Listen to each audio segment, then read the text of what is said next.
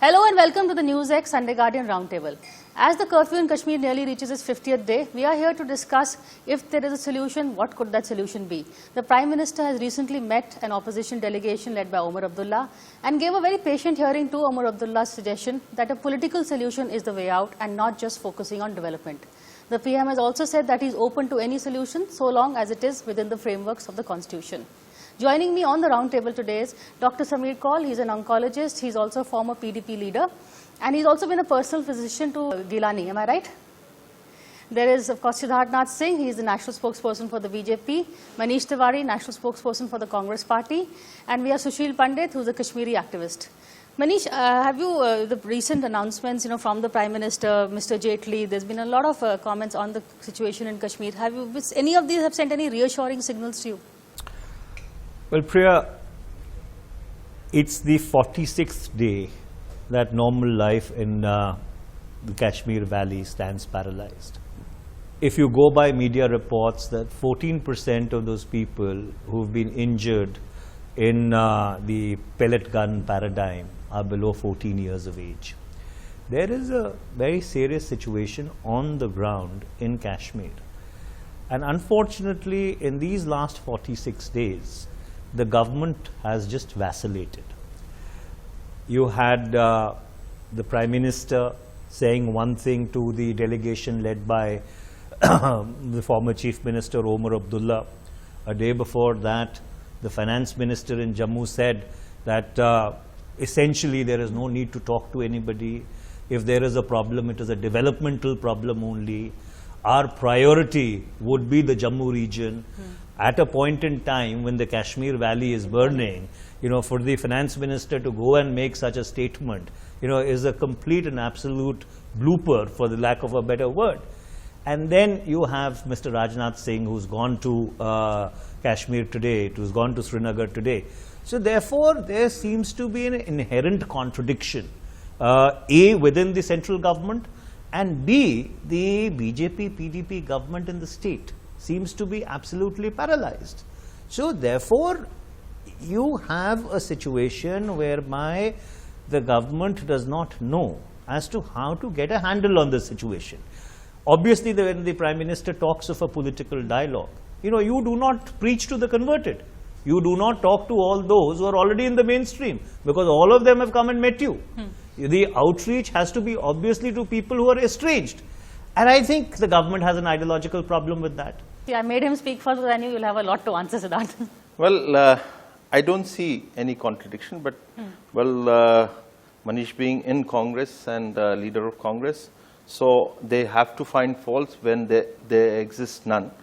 The Prime Minister, what he has said, and Mr. Jaitley, what he has said, I think Mr. Jaitley's statement was blown out of proportion, and perhaps Manish has read or not read, but the papers which had carried that statement wrongly, they have apologized and they have come with correction, particularly Indian Express in that mind. And basically, one must understand the Kashmir problem. It is not that it's a creation of last 2 years. Neither I want to say it's a legacy given by Congress. These are old excuses. I will not get into. But one shouldn't forget, in 1987, there was a situation because of massive rigging during the elections.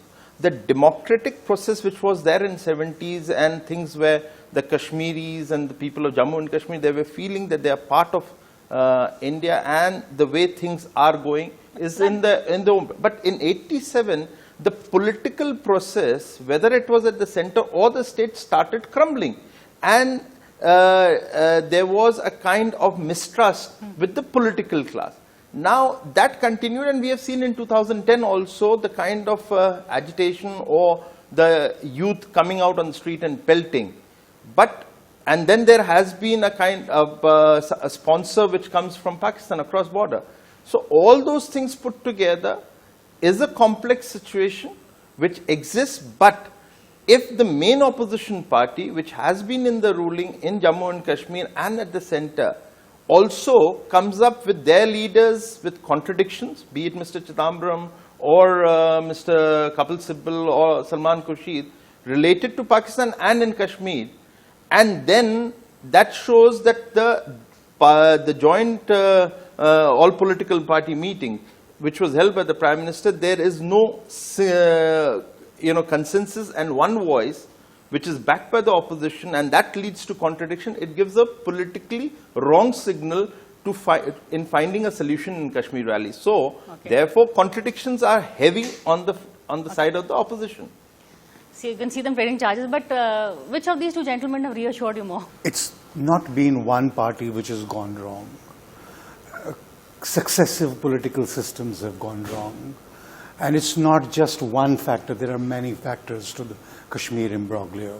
There is a social upheaval. There is the problem between the haves and the have-nots. There is a problem between Salafi Islam and the earlier Hanafi Islam. There is a problem between Hindu-Muslim, if I may say. There is a problem between India-Pakistan. There is a problem between one party, the PDP, and so it is a big, big mess. In Kashmiri, we call it Yirwin Nav. You know what that means? No. It means a rudderless boat. That is what Kashmir is today. Very much a rudderless boat. He said it very well. Who is best positioned to steer this boat, in your mind? Yeah, I think I'll pick up from where Mr. Tewari left. Before we search for a solution, I think there has to be a consensus on what the problem is. Because unless you diagnose it right, you can't write a consistent, effective prescription. And that's where the problem is. That's where the nub of the problem is, because we are not honestly identifying the problem. If it were an ideological problem, I would like to ask where. BJP, in its agenda for alliance, has given up on 370. That's not an ideological issue. Just a minute. Has given up on AFSPA. It's committed to remove it. There's not an ideological issue there. Has agreed to talk to all stakeholders, including Hurriyat. So that's not an ideological issue either. Fourth, talking to Pakistan. Actually, it reversed its Pakistan policy in order to get into this coalition. Ideologies have gone out. There are no excuses anymore. Where is the problem? And problem is in the long-term handling of Kashmir. Every time it erupts in our face, we start searching for solutions without looking at the endemic issues. What are the endemic issues? He says, Dr. Kaul says that there are haves and have-nots problem. Yes, it is in the rest of the country as well. But Kashmir has more than twice the per capita income average of the rest of the country.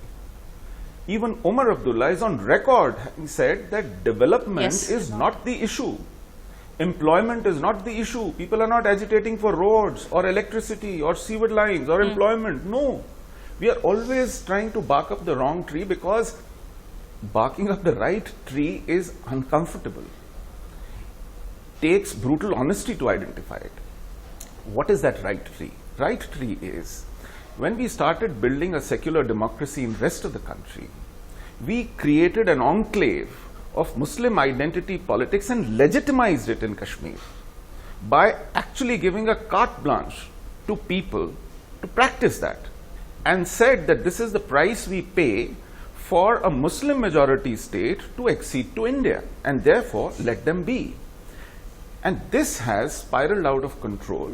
What started as Muslim identity politics became a separatist politics, became pro-Pakistan secessionist politics, and today has become a jihadi politics. Too many villains here, there's no hero, anybody has any faith in to solve this. No, Priya, I would very respectfully disagree with the diagnosis.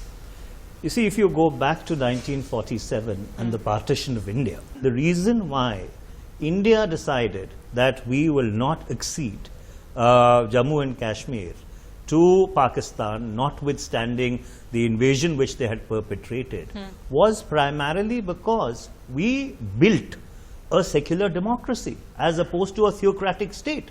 And the validation of that secular democracy was that a Muslim majority province or a part of it could live as comfortably in India as possibly the rest of the people. So that was the raison d'etre of the Indian state, that as opposed to a theocratic Islamist state or an Islamic nation, you were a pluralistic secular democracy. And to a very large extent, yes, I think we succeeded in that endeavor. problems came up. Problems came up primarily because at different points in time, the handling of Jammu and Kashmir, and I'm talking about both the political and the economic, maybe did not measure up to the expectations of the people. And therefore, when you extrapolate from there and come to the present, when the Prime Minister, talks about Insaniyat, Jamhuriyat, Kashmiriyat, he possibly does not really understand the import of the words that he is using. Because if you go back to 2003, when Prime Minister Vajpayee had used those words, he was standing on the cusp of a successful election in 2002 in Jammu and Kashmir, 2003, which had brought a PDP Congress government to power. But that did not stop him from using these three words to try a concurrent outreach to both Pakistan and to the separatists. You see, when you use these words, or when the Prime Minister of the country uses these words, he needs to actually explain that what does insaniyat in his terminology mean? How will insaniyat translate into government policy? What does Jamhuriyat mean? Because if Jamhuriyat means elections, then all the guys who've contested the elections are a part of the mainstream. Now, what is the on-ground plan for the Prime Minister to solve? Well, let me first say that Kashmiriyat, Insaniyat and Jamhuriyat, I wish the Prime Minister Atal Bihari Vajpayee had not to use that. No, I'll tell you why I'm saying it. If the Congress from 1947 had addressed the issues of Jammu and Kashmir in the right spirit, why the Prime Minister had to say in the first place? Because there was a problem created because of the wrong policies in Jammu and Kashmir, be it related with Kashmiri Pandits, be it related to development and many other issues, which begins with what my friend has said, Sushil Pandit said, it leads to the accession and creating a enclave, which he has said. And we must understand, it's not Article 370 or here and there. The issue is, look at any society and anywhere in India, you allow a community to grow and not allow others to enter. How do you integrate? The integration will never happen, which happened in the rest of India. So therefore, it leads to a larger debate, I don't deny that, but there has been a problem which has been created. Now, as far as the Prime Minister is concerned on all those issues, or whether it is Kashmiriyat, what more did the opposition want? The Prime Minister was in Kashmir and celebrated a festival there. Why did he do that? So because he wanted to reach out and give a message that I am part of you, you are part of us. And the pellets is not being used for the first time, it has been used in 2010 also. And more than 100 people have died. So all this put together, we need to find a solution. And let me be honest, if we are looking at a political solution and the Congress on one side criticizes the government after the all-party meeting, and then the leaders who criticize, the Congress officially comes and say, oh, they are the personal opinion, then somewhere the Congress has to come as a main opposition party and say, are we there or not there with the government and finding a solution? There are discordant voices both sides, but he raised the issue of 2010 and 2016. What is the fundamental difference between the two in your opinion? The more they look different, the more they are the same.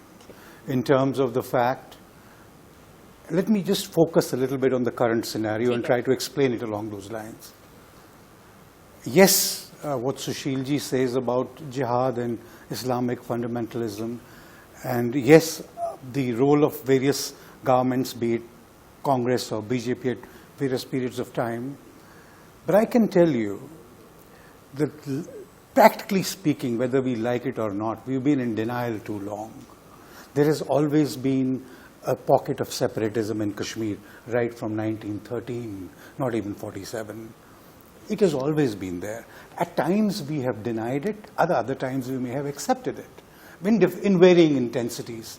Now, the game that went on from 47 till now politically was basically this love-hate relationship between Kashmiri nationalism signified by the local national conference and the Indian nationalism signified by the Congress party. It was a game of doublets. They kept hating each other and loving each other.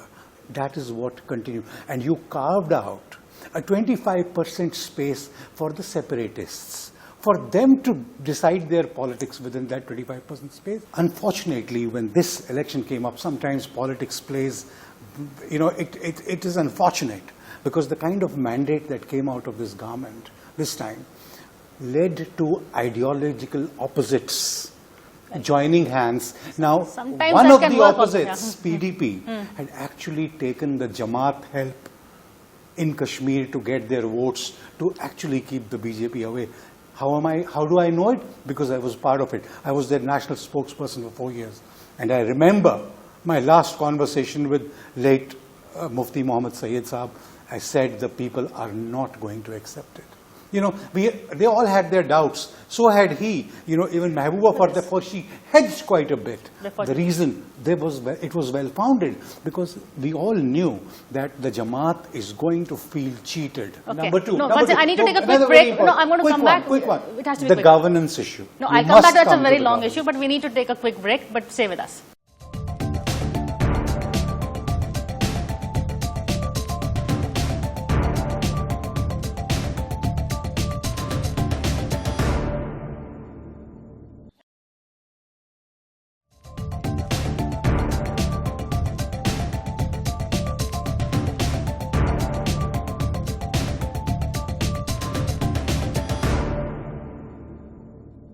Welcome back to the NewsX Sunday Guardian Roundtable. We are here discussing the ongoing crisis in Kashmir. Mr. Pandit, you heard all the views. I know you have a lot to say, but what is this political solution that people talk about? What does it mean to you? I don't think there was anything ever more euphemistic than this word political. It applies very well to that state. No, on the streets today, there is anything but politics. It is insurrection of the worst kind. People are asking for azadi.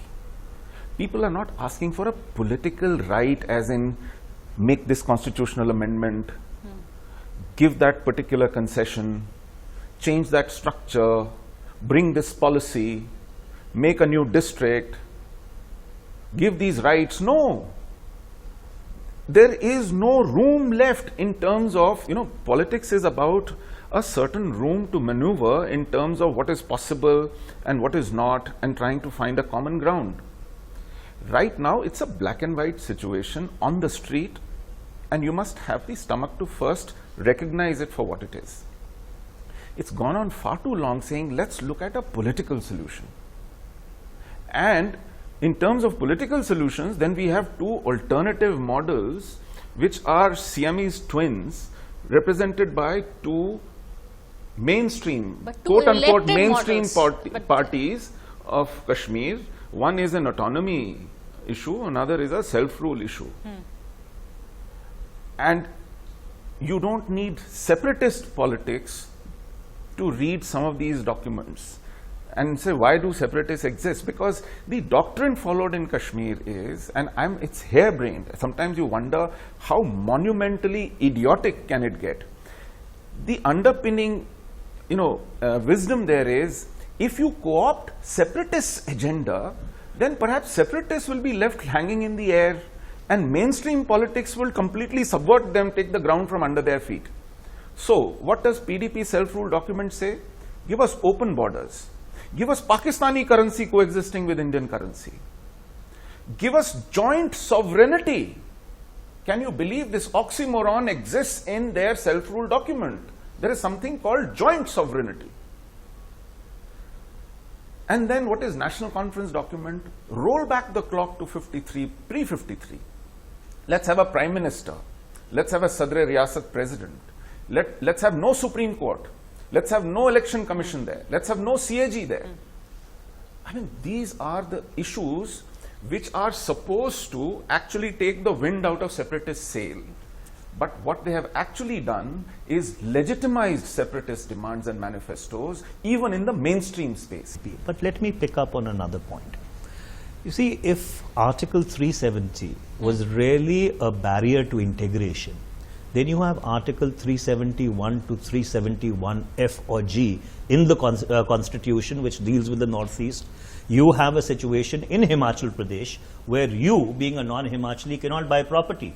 I, being a domiciled Himachali, can buy a property. So therefore, you know, if all these are really those big psychological barriers to integration, then we need to look at this whole paradigm and not only Article 370 in isolation. Number two, you see, since 1947, India has dealt with various strains of separatism.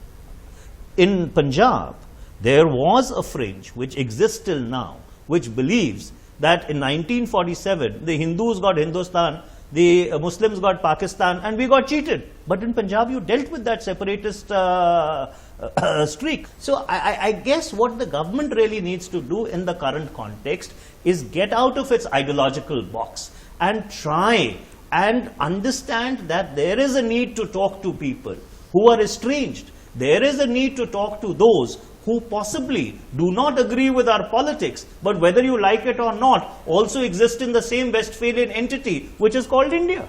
There's someone who's shaking her head throughout, I think, but very fast because I want to give Sidharth the last word. Yes, no, coming from a very knowledgeable lawyer, Mr. Tewari, this is a bit disingenuous to compare Article 370 with the other variants.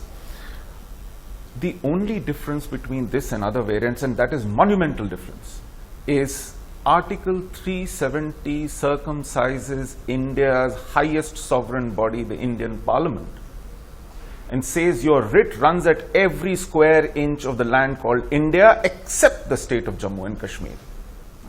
Whereas no other variant makes such a difference between India and the other states with respect to which he is talking May about. I respectfully point out, just one second, there are other distinctions. For example, Nagaland. Nagaland is the only state which has control over resources below the ground.